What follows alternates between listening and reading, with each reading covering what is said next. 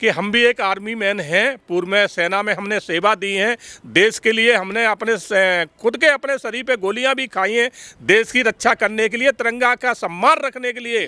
तो आज मैं भी शर्मिंदा हो रहा हूं, क्या हमने इतना कुछ हमारे पूर्व सैनिकों ने जो बलिदान दिया था इस दिन के लिए दिया था कि तिरंगे का इस तरह से अपमान करेंगे, चंद लोग आके विदेशी ताकतों के हाथों खेल के इस तरह से तिरंगे का अपमान होगा। तो ये आंदोलन में पूर्ण रूप से कांग्रेस भागीदार है और ये आंदोलन कराया हुआ कांग्रेस का है। कांग्रेस की कोई सोची समझी रणनीति है कि जब जब वो सत्ता से दूर होते हैं इस देश में दंगे फसाद कराना कांग्रेस का कर्तव्य धर्म बन गया है।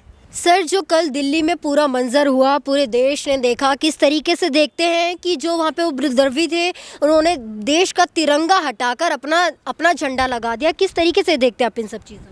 मैं आपको बताऊं कि ये आंदोलनकारी थे ही नहीं, ये इनकी मंशा आप शुरू से ही देखिए कि इनकी मंशा जिस तरह से चल रही थी, जब से इनका आंदोलन शुरू हुआ था, इनके आंदोलन में वो सारी ताकतें सम्मिलित हो चुकी थी, चाहे वो खालिस्तान समर्थक हों, चाहे वो माओवादी हों, लेफ्टिस्ट हों, जितने भी लाल झंडे वाले हैं, और कांग्रेस तो इसमें थी पूर्ण रूप से, और पूर्ण रूप से इससे चाइना और इनका सबका समर्थन था।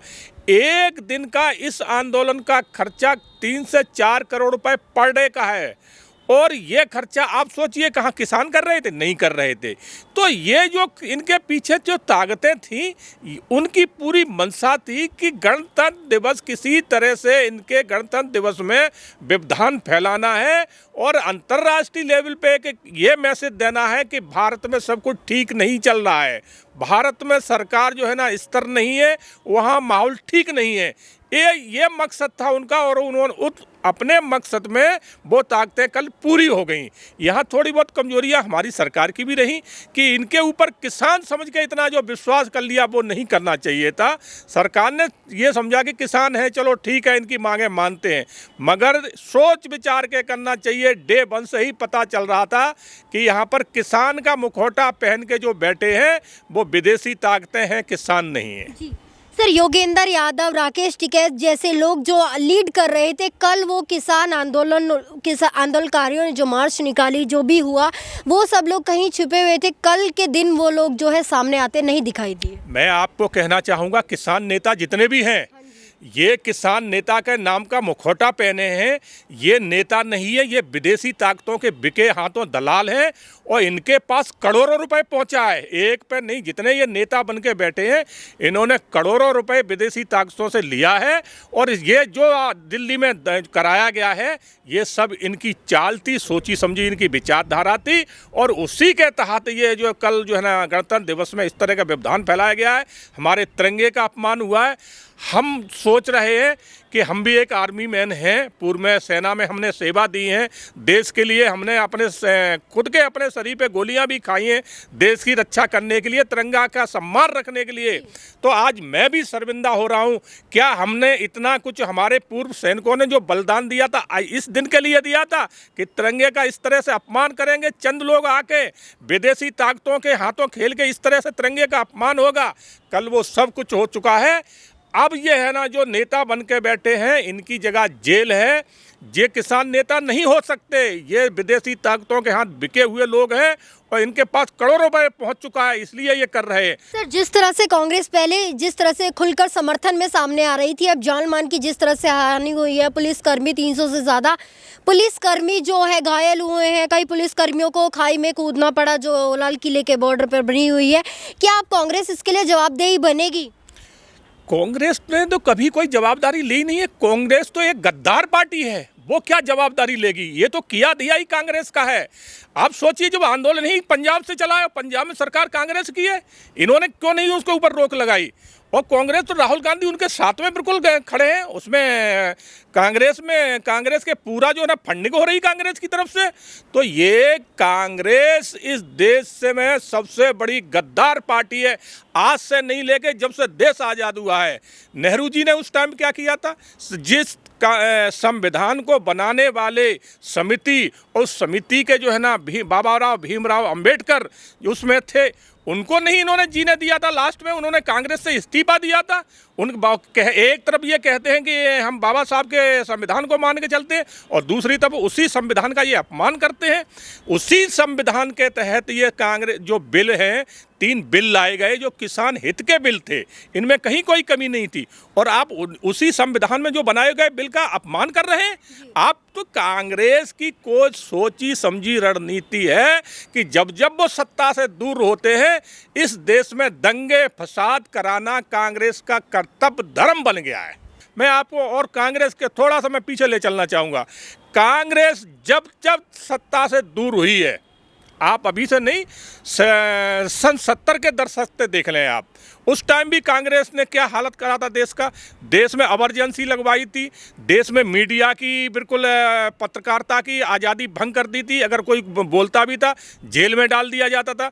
कोई समाज सेवी, कोई राजनीतिक संगठन, अगर किसी ने एक शब्द बोल दिया तो उसको सीधा जेल में डाल दिया जाता था। मतलब पूरे देश को बंधक बना दिया था उस टाइम।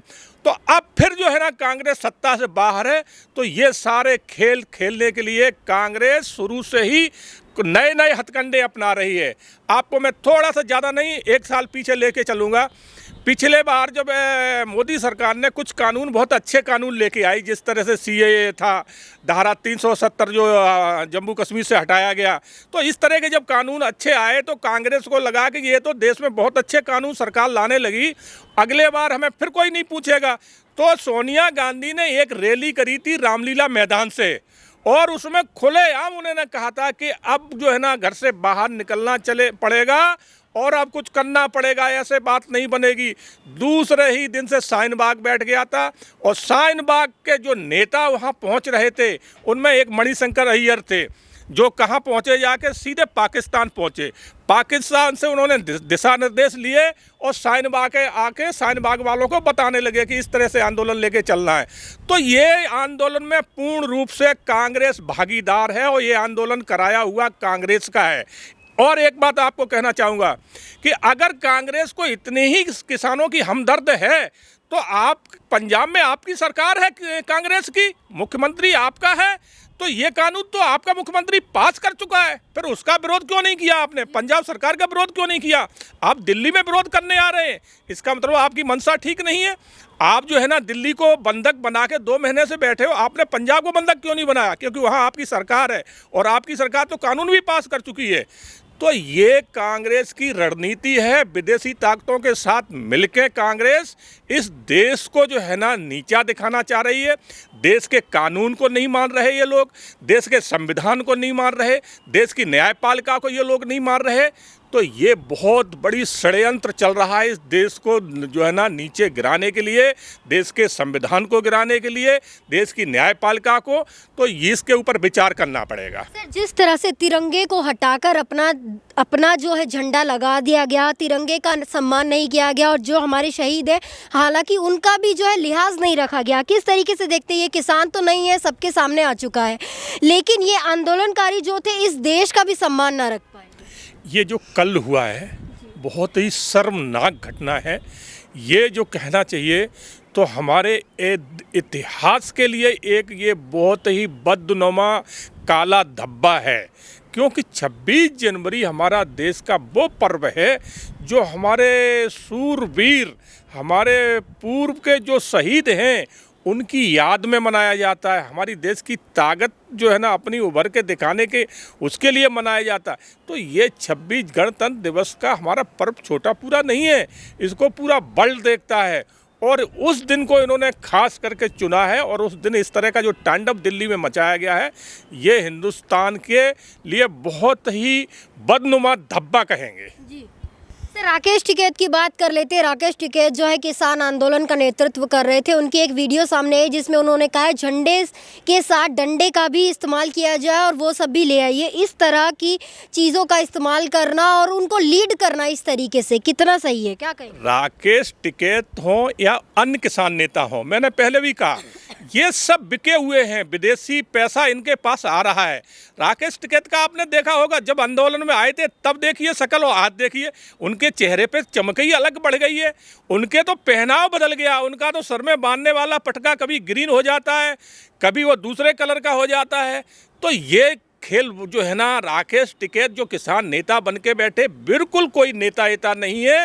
ये विदेशी ताकतों के हाथ बिके हुए हैं, किसान का मुखौटा पहने बैठे हैं।